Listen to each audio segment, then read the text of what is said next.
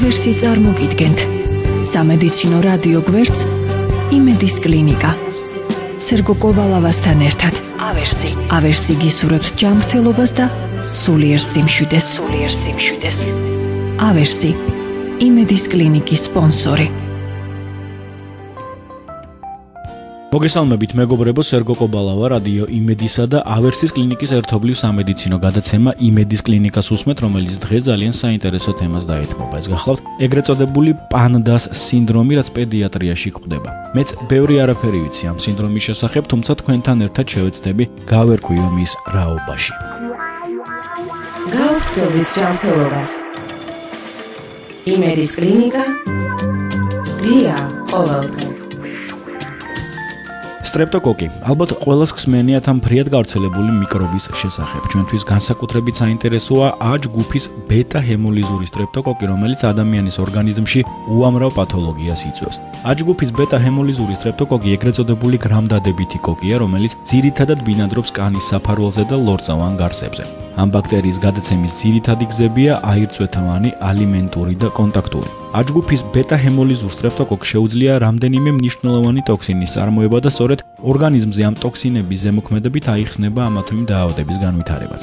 A ჯგუფის ბეტა ჰემოლიზური სტრეპტოკოკის მიერ გამოწვეული დაავადებების სიაში შედის ანგინა, ფარინგიტი, წითელი ქარი, მიოზიტი, მენინგიტი, ენდოკარდიტი, პნევმონია, ორსულთაშემდგომი სეფსისი, ქუნთრუშა, გლომერულონეფრიტი და ასე შემდეგ.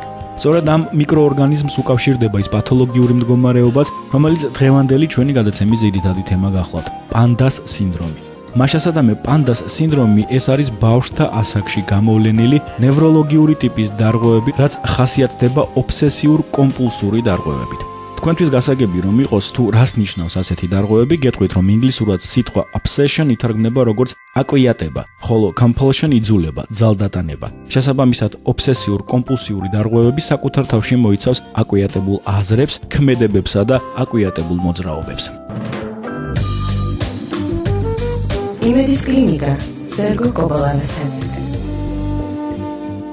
ბოლო დროს ბავშვებში გამოვლენილ ტიკებს, განმეორებით აკვიატებულ მოძრაობებს, ნევროზულად აკვიატებულ მდგომარეობას სულ უფრო ხშირად აბრალებენ A ჯგუფის ბეტა ჰემოლიზურ სტრეპტოკოკს. 1994 წელს შედოსა და კლესინგის მიერ ჩამოთვლილი პათოლოგიური გამოვლინებები გაერთიანდა ერთი სახელწოდების ქვეშ და ამ პათოლოგიურ მდგომარეობას პანდას სინდრომი ეწოდა. არ გეგონოთ რომ სინდრომის სახელწოდება უკავშირდება ცხოველ პანდას. ეს უბრალოდ აბრევიატურაა და მისი სრული ინგლისური სახელწოდება ქართულად ითარგმნება როგორც პედიატრიული ავტოიმუნური ნეიროფსიქიკური დარღვევები ასოცირებული სტრეპტოკოკულ ინფექციასთან. პანდას სინდრომის კლინიკური სურათი ძალიან წააგავს მცირე ქორეის სურათს. ეს უკანასკნელი პათოლოგია ხშირია ისევ და ისევ სტრეპტოკოკული ინფექციის, კერძოდ რეუმატიზმის დროს და ხასიათდება სხვადასხვა ტიკური მოძრაობის არსებობით. პანდას სინდრომი უპირატესწილად დამახასიათებელია 7-13 წლის ასაკის ბავშვებისთვის. მაშინ, როდესაც მცირე ქორეა უპირატესწილად ხდება 5-8 წლის ასაკში. პანდას სინდრომი საკმაოდ მწვავედ იწყება. ამ სინდრომის ყველაზე ტიპიური გამოვლინებათა შორის აღსანიშნავია სხვადასხვა სახის აკვიატებური და ძალდატანებითი ქმედებანი და მოძრაობანი. ასეთი სახის დარღვევები აღმოცენდება გარკვეული პერიოდულობით. შეტევის საშუალო ხანგრძლივობა 12-15 კვირაა. შეტევის დროს მნიშვნელოვნად მცირდება პაციენტის სიცოცხლის ხარისხი. შეტევის დროს არაიშვიათია ჰიპერაქტიულობა, იმპულსურობა, დაბნეულობა, ემოციური ლაბილობა, ძილის მოშლა და უმატობა. იმედის კლინიკა სერგო კობალავასთან. მაშ მოდით ჩამოთვალოთ პანდას სინდრომის ძირითადი კლინიკური გამოვლინებები. პირველი ნევროლოგიური დარღვევები. ეს არის გაძლიერებული მოძრაობითი აქტიურობა, ტიკები, კუნთური კრუნჩხვითი შეტევები. მეორე აკვიატებული აზრები და რიტუალები. მესამე დაავადების დებიუტი 5-14 წლის ასაკში. მეოთხე მწვავე დაწყება და რეციდიული მიმდინარეობა. მეხუთე კავშირი A ჯგუფის ბეტა ჰემოლიზურ სტრეპტოკოკთან. ძირითადად ამ მიკრობის მიერ გამოწვეულ ცხვირ ხახის ინფექციასთან. მეექვსე რეუმატიზმისადმი მგრძნობიარე მარკერების აღმოჩენა სისხლში.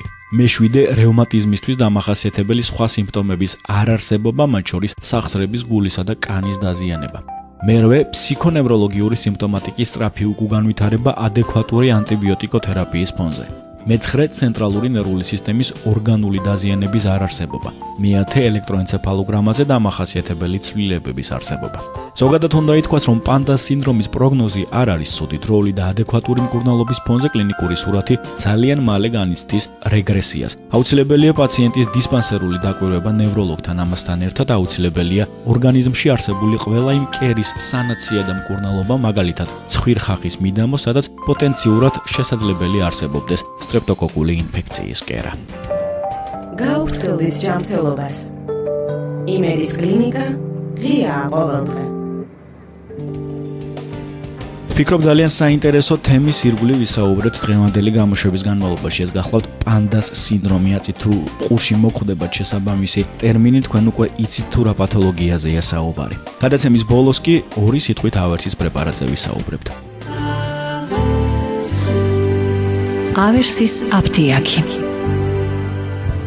მოვალისი, მოძრაობა ტკივილის გარეშე. წარმოებულია მსოფლიოს ერთ-ერთი წამყვანი გერმანული ფარმაცევტული კომპანიის Boehringer Ingelheimის მიერ. მოვალისს აქვს სწრაფი ანთების საწინააღმდეგო და ტკივილ გამაყუჩებელი მოქმედება. ხასიათდება ყველაზე ნაკლები გვერდითი მოვლენებით ანთების საწინააღმდეგო არასტეროიდულ საშუალებებს შორის.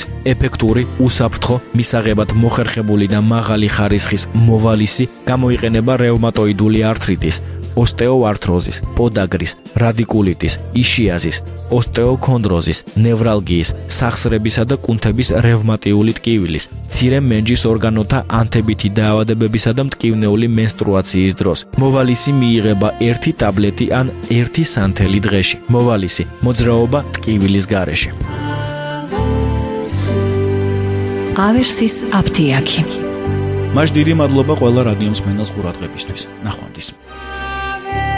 ავერსი წარმოგიდგენთ სამედიცინო რადიო გვერდს იმედის კლინიკა სერგო კოვალავასთან ერთად.